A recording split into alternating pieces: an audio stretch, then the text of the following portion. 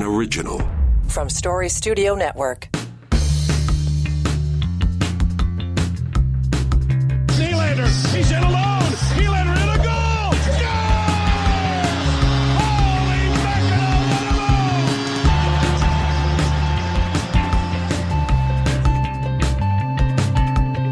move! Well, welcome in. Here we go. It is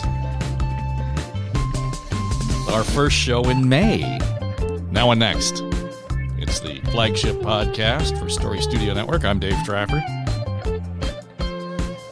Stayed up late Thursday. Yeah. Stayed up late Tuesday. Guess I'm going to have to stay up late Saturday. If you're in this part of the world and you're a Leaf fan, you're just kind of you don't know whether or not to shit or go blind, basically. Because, yes, the Leafs have come back, tied up their Stanley Cup opening round playoff series against the Boston Bruins. Down 3-1. It's now 3-3 going to Boston for Game 7. The final and game of the series is going to decide who moves on to the next round. And on the one hand, of course, if you're a Leaf fan, you're all excited. On the other hand, if you're a Leaf fan, you're all in a panic and angst, and just because you've seen this movie before. 7-game series, even coming back against the Bruins, hasn't always worked out. But I got to tell you, I'm a little comforted by the fact that the Bruins are feeling the effects as well. They blew a 3-1 lead last year against Florida. They're on the verge of doing the same thing 2 years in a row. So the narrative just isn't about the Leafs and how they can't get over the hump. If the Bruins blow it,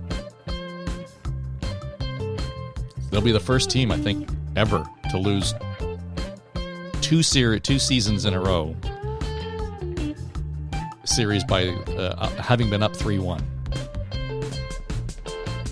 So, anyway, I don't know if I'll regret the fact that I started with the Joe Bowen call. And by the way, that's not from the game last night. It's one of these Holy Mackinac compilations on YouTube that's out there. Joe Bowen, the great Joe Bowen call on the Leafs. I was on a podcast earlier this week with Ali Musa, and we were talking about various things in media, and he asked about Bob Cole. And of course, Bob Cole passed away a week or so ago. The great voice of Hockey Night in Canada. Oh, baby! All right. And did I get to meet him? And I did. I met Bob once, and that was the night that they closed Maple Leaf Gardens. I had the privilege of sitting in the broadcast booth at Maple Leaf Gardens the night the Leafs played the final game there. And I was actually sitting in with Joe Bowen and Jim Ralph. And in the course of the evening, did get to meet Bob Cole, because, well, he was in the room doing the broadcast, and Harry Neal. So, but Bowen's quite a character. And just, you got to kind of nail his shoes to the floor when he gets going. Because you can hear it in his voice. That Holy Mackinac comes right from his toes right up through the top of his head. And does he put you in the game. So anyway, looking forward to it. I don't know if I'll be this giddy next week when we sit down and do Now and Next. But in the meantime, just, cut me some slack. And anybody else who's a Leaf fan in your life. Because by this time next week, even if they win, they got to face Florida, which will not be will be a difficult row to hoe. So, and apologies if you're not a hockey fan. Too bad. It's where I live. It's what it's about. All right, now and next. By the way, if you are into Ontario politics, I had a big week here in this province. 2 by-elections. And maybe a bit of a surprise in terms of some of the turnout, but what does it mean long term, or even in the short term, for the future of the Liberal Party? Because they didn't win either one. And given some of the narrative around the popularity of the Ford government, well, I mean, my friend John Wright will tell you, they're still sitting in the mid to high 30s in approval, so that's okay. That's enough to get you a majority. Anyway, we disentangle some of the details around the outcomes for the by-election, the 2 by-elections, by the way. And if you're at all interested, I would encourage you, slip on over. It's On the Ledge, your Ontario politics podcast. And we kind of riff on a number of the issues that are facing this province, this government, on this day. So, but to the point that we want to get to today, given everything that's going on, and this is in fact a provincial issue because it's around a lawsuit that the provincial government is facing, it's time for us to talk about a basic guaranteed income. All right. Well, if you've been a close and careful listener to the show, you'll know that over the last couple of years, we've been working on a project called the 2030 Project with our friends at Daily Bread Food Bank, and that has been all about the federal commitment to reduce poverty by 50% by the year 2030. And so a lot of that conversation has obviously focused on government policy, government programming, and most recently, we got into the very serious and rather spirited conversation around the Canada Disability Benefit. The need and the promise by the federal government to actually commit cash to raise 1 million Canadians living with disability out of poverty. It was a complete and abject failure based on what they put on the table in the budget last week, and so we'll get into that another day. But it just so happened that part of the conversation that we had in this in the endeavor to look at how we mitigate and reduce poverty is the whole question of the basic income. We saw during the pandemic that when the government was cutting checks at a rate of about $2,000 a month, that made a difference. It saved lives, it saved jobs, it saved a whole lot of income momentum in the economy, period. There's the case study right there. It worked. Now, were there people who took advantage of the program? Sure. Was there bad accounting on the government side because it all happened so quickly? Obviously. But the bottom line is, it worked. Well, if you're living in this part of the world in Ontario, you will know that the Liberal government under Kathleen Wynne introduced a pilot project to have basic income introduced here in the province in 3 different centres in Ontario. As soon as the Ford government was elected in 2018, they canceled the program. Well, here we are, pardon me, here we are about 5 years later now or so, and there has finally been a class action lawsuit approved by the courts here in Ontario because there were damages as a result of that. And it'll all have to be determined in the courts, obviously, but the court has already said this lawsuit has some merit, so they've approved the class action. The question at hand is whether or not the province will respond, how they will respond, and how long this is going to take to resolve. In the meantime, the folks who were involved in the pilot project, have quite literally been left to find other ways and means of sort of getting through their day, quite literally. Sheila Regehr is the basic income advocate, probably the poster child for it here in this country. Was the founder of the, I guess you were involved in the Basic Income Foundation? Is that what it was called? Basic Income Canada Network. We've gone through a few titles, but we applied to be an international affiliate in 2008.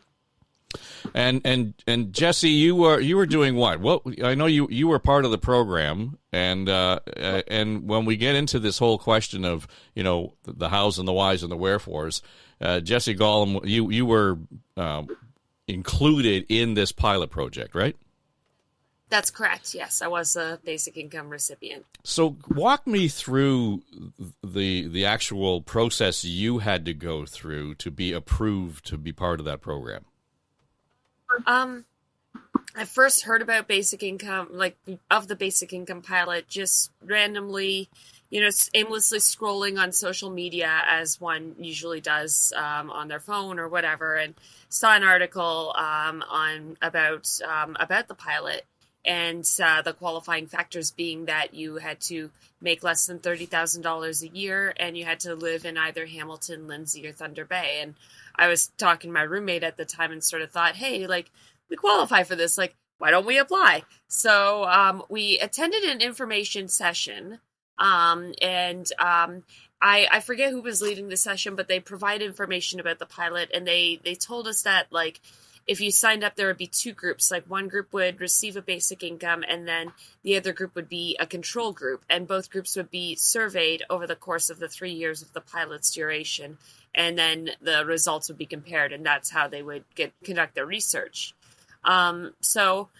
Signing up, like, I had to provide a lot of information. Like, I had to provide like tax information and my proof of income and like banking information, stuff like that. So I provided all of that and just sort of waited. And then a couple of months went by, and my roommate actually got a letter before I did saying that she was approved to be on the basic income program. So when she got her letter and I didn't, I sort of thought, oh, well, I guess I'm not getting a basic income. That sucks. But then about a month or so after that, I got a letter saying that I was going to be on the pilot. So I was like, oh, okay then, like, that's awesome. But, like, you know, I had several jobs at that time and didn't really have time for it to fully sink in until, like, at the end of a very, very long workday, and I'm driving home and it sort of hits me that I'm like, oh, wow, like, my rent's going to be covered. Like, this is amazing. And I can do a lot of things I wasn't able to do before. Okay, so let's just back it up, because you just opened up a whole can of a whole lot of conversation here. So yeah, there's a lot going on. So your income at that time was less than 30 grand. Okay. Yes. And based on that, you were getting that 30 grand on because you had more than one job. Yes. And when you looked at that, and you just said that this paid your rent, that's what this supplement, this subsidy would have done, was effectively paid your rent. Yes. So how much of your how much of your monthly income was paying rent? 30%, 40%? At that time, it was probably closer to 50 or 60%. Right. But my rent wasn't terribly much. Like, it was, at that point in time, it was about $700. Okay, but if that's 50% of your monthly income, it doesn't matter. 50% is 50%, right?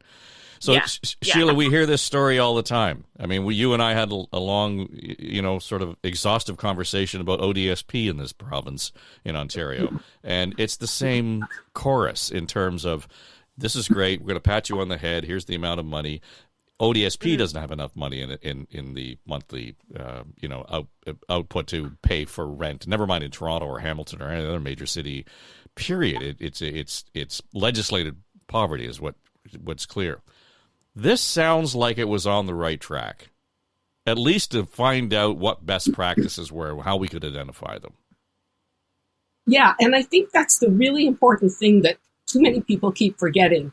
There was a reason why this pilot was created. And it was created because of a recognition of all of those failures that you talked about. I mean, people are just struggling too hard to make any kind of a decent living. And especially for 18 to 64-year-olds, because you do have forms of basic income for seniors and families with children. But it was a recognition of those failures and a way of designing a program to get better results. I mean, that was the point of it. We weren't just testing random things. We were looking for what this was going to be able to enable people to do. So Jessie probably would have filled out a baseline questionnaire and had asked people questions about their education and level of schooling, their perceived mental health, or other health issues they might have had, their employment status, a whole range of information there, so that we, would have this really rich database of understanding about what was going on. There was no reason to test whether this was going to reduce poverty. It's money. It's like it automatically reduces poverty. You get the money, the poverty levels go down. That wasn't the point. The point was to do things better. And then the really tragic thing was that it was canceled just as we were able to really see from people how transformative it was and how much better people's lives were. Yeah. Jessie's one of 4,001. We surveyed and got over 400 responses from people with stories that are common to Jessie's in some ways. Lots of people got better housing or were able to pay rent. Excuse me. Lots of people were able to eat better and their health improved. But the individualized things were also phenomenal. Like things like no bureaucrat would recognize all of these different needs that people had in their circumstances. They wouldn't have recognized that Jessie is starting a business, that Jody has a child who has to go to the hospital and she needs parking passes frequently. That for somebody else, it was just being able to buy something new that fit them in a color that they picked and not some hand-me-down.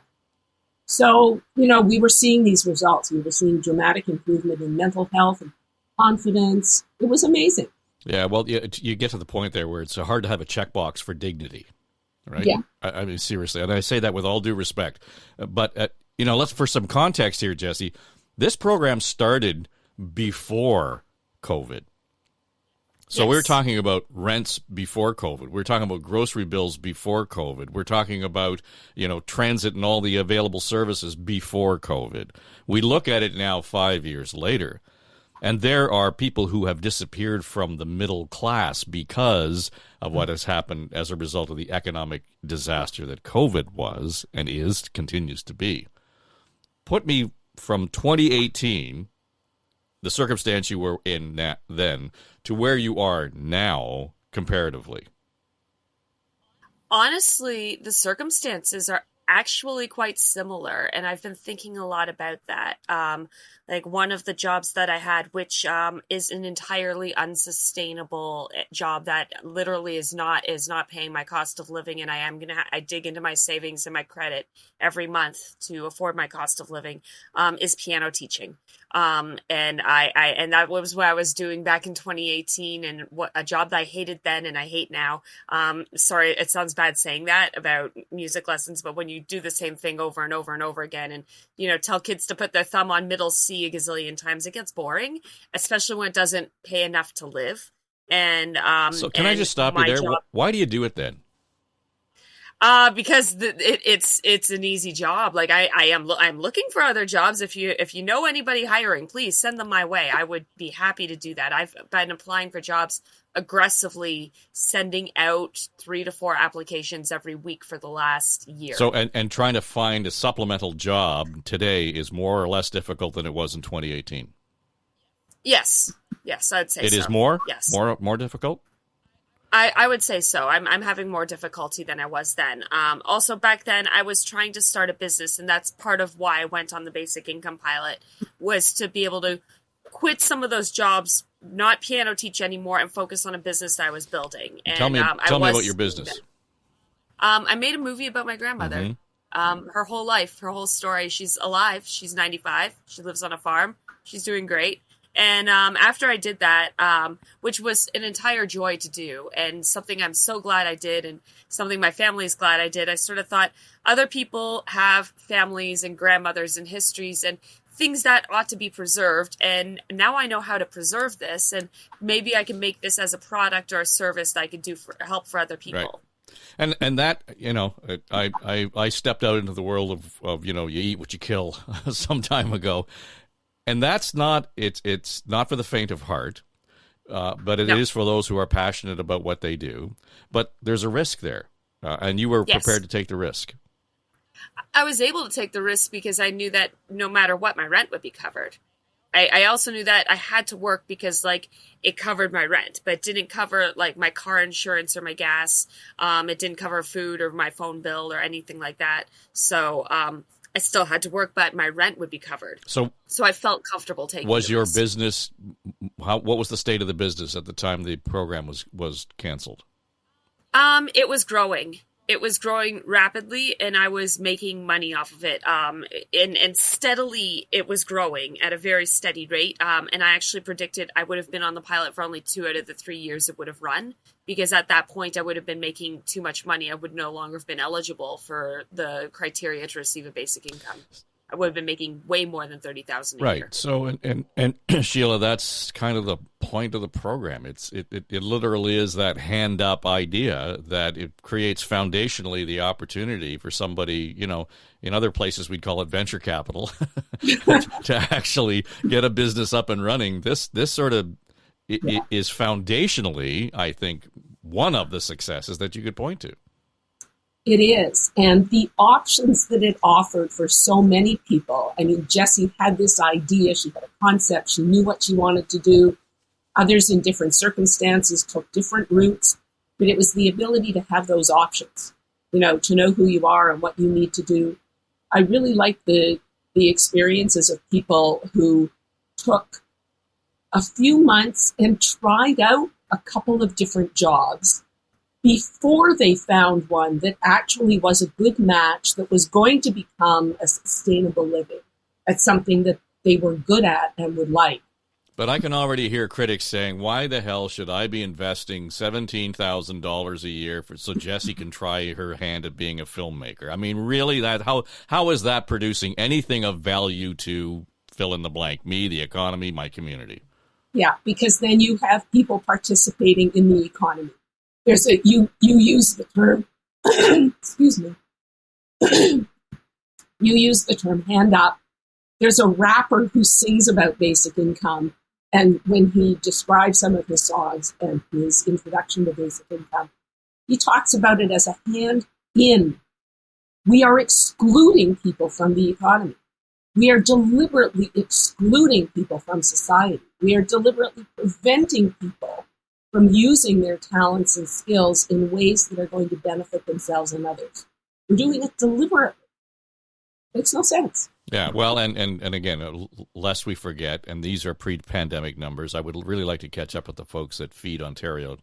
I'm sure they've done more recent research, but prior to the pandemic, it's worth noting that poverty, and I realize that's not necessarily what we're talking about here, but poverty alone costs $30 billion a year in Ontario. So there is a cost to people not being included. There is a cost to people who are excluded from the economy at any level. So I think that's where we lose sight of it. Here's the question then. 2 or 3 years down the road, then, Jessie, you figure out, boy, this film business is tough. I can't make a go of it. What do you do? Well, get back into PR teaching. And during the pandemic, everything was sort of shut down and quiet, and, there wasn't much I could do. So I built the product as much as I could. I created the service, I created the plan, but it got to a point where I was like, this is not going to pay my cost of living. I have to get back to work whether I like it or not. So what changed, what changed in the, not to get too down in the weeds, but what changed in that equation where you were in a growth phase? I realize you had the basic income to pay your rent, but you're in a growth phase. What changed so dramatically that you could no longer do it at what sounds like a fairly quick turnaround? The biggest change was the cancellation, and the fury and the mental turmoil that cost, and me realizing that in that moment, like the moment I heard about that cancellation on July 31st, 2018, my first thought was, I'm going to have to put my business back on the shelf. Like I can't do this anymore, because now I have to plan for whenever this last payment's going to come out. And they didn't announce when the last payment would come out for months and months until months and months afterwards. Yeah. So there was a lot of mental anguish and turmoil and a lot of fury on my part. So I put the business on the shelf, and I sort of veered into my gut visceral reaction, which was to tell the stories of the other people on the pilot, because I did not want anybody to forget what happened, and nor did I want people to diminish it as just, X number of people receiving X amount of dollars a month. I wanted people to recognize that these were humans that were being affected, and that, these basic income recipients could be your loved ones or could be your neighbors. They're people like you and me that have wishes, hopes, and dreams, ambitions, and plans that they had made that have been canceled. So, Sheila, where do we go from here? I know you guys are getting ready for your big summit in May to talk about this and more universally. Mm-hmm. The question I always have when we come up against these, who's doing it right and who's getting results we can point to say this works. This is money well and properly spent. Yeah, Canada. We are as far advanced as anybody in the world, both in terms of having experience doing this with seniors programs and with programs for families with children. We deliver unconditional incomes. We had the partial experience, as you mentioned, of CERB, where we learned a whole lot. There were a lot of flaws in that. They're fixable. So we've got this incredible experience, incredible learning. We've got the experience of 4,001 people who are on this pilot. I mean, you can't deny that they were there. That experience is still with them, even though, the massive research that we were hoping to come out of this didn't materialize. You can't deny that experience happened. And we've got the technical capacity to do this. The federal government helped administratively support Ontario in this pilot. So they were involved as well. They showed with CERB and the pandemic benefits rollout that they can do things fast when they need to. So we've got it. And I have, because we're part of an international network, I have colleagues in Finland, in the United Kingdom, in other places where they're running pilots. In France, for example, their tax system, the way it's structured, wouldn't allow them to do what we did in the Ontario pilot, or in CERB, actually. So, we've got a lot going for us in this country. It's just horrendous that we can't get our politicians to take that experience and do something constructive with it. I can already hear people in the back of my head, though, saying, well, they've studied it to death in British Columbia, and they said it didn't work. There's no possible way it was going to be worthwhile. Yeah. They talked to us, my co-chair and I at the time, they talked to us about all of the work that we had been doing, and we made the case very strongly for the pilot recipients and the experience from Ontario and all the positives. They used none of that. They did not talk to any of the pilot participants. They didn't include any of that, hugely important qualitative information in what they were doing. There are lots of critiques out there for what they did. To my mind, it's hard to explain. But how much did that set this back? Because that's what always gets cited, right? It's not the good. It's not here are the benefits. Here's the obvious places where we can see best practices. Yeah. That's what gets cited. Yeah, it's hard to say, and it's hard to figure out who's citing what. But I know that there was one question that was asked in the Senate hearings about that BC report in contrast to other things. And the question was, they had 500 pages of evidence. Why don't the basic income advocates bring evidence? Well, we'd have to wheel in libraries. You can't put it in 500 pages with a few carefully designed studies that they did with the very result in mind that they got. They did not go into this with an open mind. They did not want a basic income. It was also something that had a very provincial perspective. We know that provinces can't do this alone. That's clear to everybody in this movement. Nobody is asking for that. We need our governments to work together. We need parties to work together. And we need to look at all of the evidence, not in one place, to really put a focus on this. And that, to me, is the federal government's responsibility. Having said that what we saw them lay out after the years of promise and passion and rhetoric behind the Canada Disability Benefit, what makes you think for a second this government or any subsequent government is going to stand up and say, okay, we'll do it right this time and we'll actually, institute a basic income? Yeah, I take inspiration from Olivia Chow. She gets knocked down every 5 minutes and she comes back with, we're still working on it, and we will. It's one of those issues where it makes economic sense, it makes ethical and moral sense, it makes human sense. Eventually, we will get to a point where it will come around. Sheila, thanks for joining us. Jessie, good luck with this. We'll watch the development and the ongoing developments in the court case with interest, and we may have to have you on to talk about it a little more later. Thank you. Absolutely. Thanks. Thank you to Sheila Regehr. Of course, she's the lead at the Basic Income Canada Network, and they're holding a big event, as we mentioned. It's coming up later this month in Ottawa to kick around more of the ideas and the real movement towards the need for a basic income. And as well, thanks to Jessie Golem for stepping up and telling her lived experience story around that pilot project and what it meant to her, what it meant to her ability to be an entrepreneur and so on. So we will indeed watch with interest how that whole thing develops. So thanks for joining us. This has been Now and Next. And next week, we're going to get into this conversation around food security, food insecurity, and sort of this delicate balance that we have to deal with this increased population, certainly in this part of the world around the GTA, the need for development, but also the whole need to make sure that we've got food, farmland that's good. And as I understand it, some of the best farmland in the country is around the GTA, where we're building houses and so on. So how do we navigate that? Where do we go in terms of making sure that, we've got housing that's needed, but also the farmland that's needed? And there's that whole green belt thing. Good idea, bad idea.